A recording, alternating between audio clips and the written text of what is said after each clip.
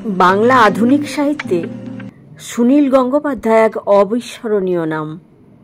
তার কাব্য, উপন্যাস, ছোট গল্প, প্রবন্ধ ভিন্ন মাত্রার।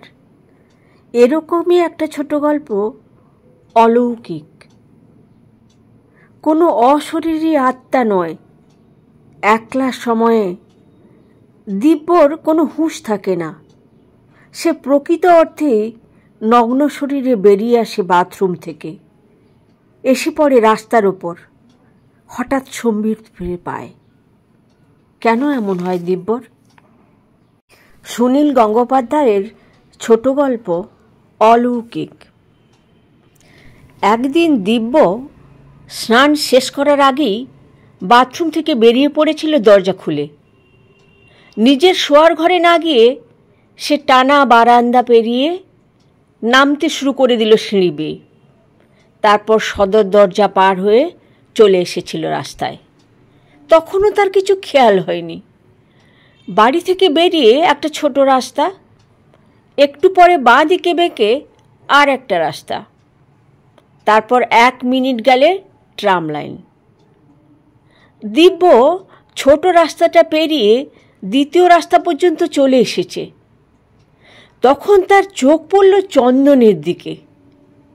চন্দনকে যেন ভূতে থাপ্পড় মেরেছে। তার মুখখানা এমনই বিহ্বল। চন্দন চোখের পাতা ফেলতে পারছে না। চন্দনের চোখ দিয়েই যেন দিব্য নিজেকে দেখতে পেল। সে সম্পূর্ণ উলঙ্গ, তার গায়ে সাবানের ফেনা।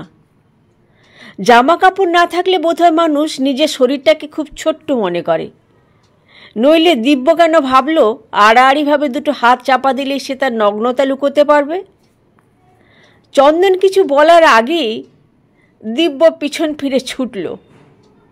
বাড়িতে গিয়ে সিঁড়ির প্রথম ধাপে আছাড়, থুতনি ফেটে রক্ত বেরিয়ে এলো।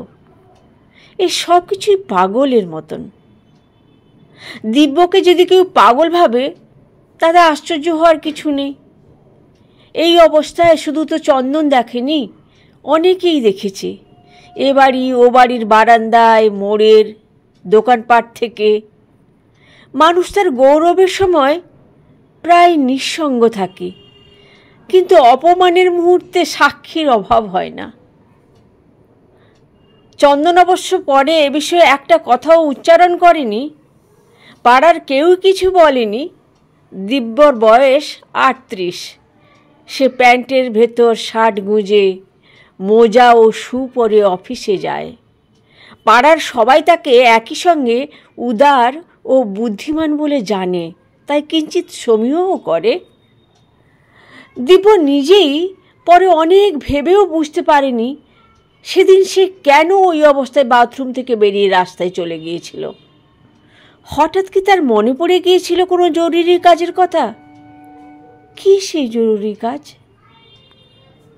বাথরুমে মানুষ নগ্ন থাকে, অন্যমনস্ক থাকে, নিজের চরিত্র বদলে ফেলে, বয়সের খেয়াল থাকে না, এসবই ঠিক।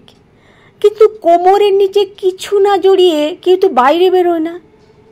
ভুল মনে অধ্যাপকদের সম্পর্কে অনেক গল্প শোনা যায়, কিন্তু দিব্য তো সেরকমও নয়। দিব্য বেশ মেপে টেপে কথা বলে, দায়িত্ব নিয়ে কাজ করে। অনেকদিন আগে অবশ্য আর একবার এরকম হয়েছিল, সেই কাশিতে। দিব্যর বয়স তখন এখনকার অর্ধেক। কী কারণে যেন সেবার কাশিতে 1.5-2 মাস থাকা হয়েছিল, মাসি পিসিদের সঙ্গে সাময়িক যৌথ পরিবারের অছিলায়। টুনু ও পিনাকির সঙ্গে দিব্য গঙ্গায় সাঁতার কাটতে নেমেছিল।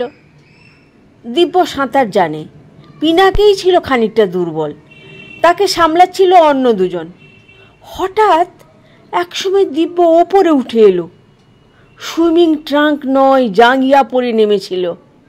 সেটা যে শুধু পরা নেই তা নয়, সে সম্পর্কে তার কোনো সই নেই। জাঙ্গিয়া আপনা আপনি খুলে যাওয়া খুব স্বাভাবিক নয়। দিব্য কি ইচ্ছে করে খুলে ফেলেছিল? তার মনে নেই। কাশীর দশাশ্বমেধ ঘাটে সব সময় হাজার লোকের ভিড়। পাগল, ভিখিরি ও সন্ন্যাসীর সংখ্যাও যথেষ্ট। দিব্যকে ওই অবস্থায় উঠে আসতে দেখে কেউ হৈ হৈ করে ওঠেনি। কেউ কোনো মন্তব্যও করেনি। ওদের স্নেহমাসি আর রথিন মেশো বসেছিলেন একটু দূরে জামা কাপড় সামলাবার জন্য। আর ছিল 2-3টে কাচ্চা বাচ্চা পিস্তুত মাস্তুত ভাই বোন। রথিন মেশো হো হো করে হেসে উঠেছিলেন। কাচ্চা বাচ্চারা হাততালি দিয়েছিল। আর স্নেহমাসিও হাসতে হাসতে একটা তোয়ালে ছুঁড়ে দিয়ে বলেছিলেন, এই পাগল, তুই সোজা উঠে এলি? হ্যাঁ? রথিন মেশোর হাসির চেয়েও স্নেহমাসির অত হালকা সুরে কথা বলাটাই দিব্যর স্মৃতিতে গেঁথে রইল। তখন দিব্যর 19-20 বছর বয়স। সে একটা পূর্ণাঙ্গ যুবক। তাকে ওই অবস্থায় দেখেও স্নেহমাসি দিব্যকে একটা শিশুর মতন গ্রহণ করেছিলেন। কি করে? পরে অনেকবার স্নেহমাসি হাসতে হাসতে পারিবারিক মজলিসে ওই গল্প বলেছেন। জানো শেষদি, দিব্য একটা পাগল। ওই রকমভাবে যে উঠে এসেছে তা খেয়ালই নেই। আমি তোয়ালেটা ছুঁড়ে দিলুম, তা দিয়ে প্রথমে মাথা মুছতে লাগলো।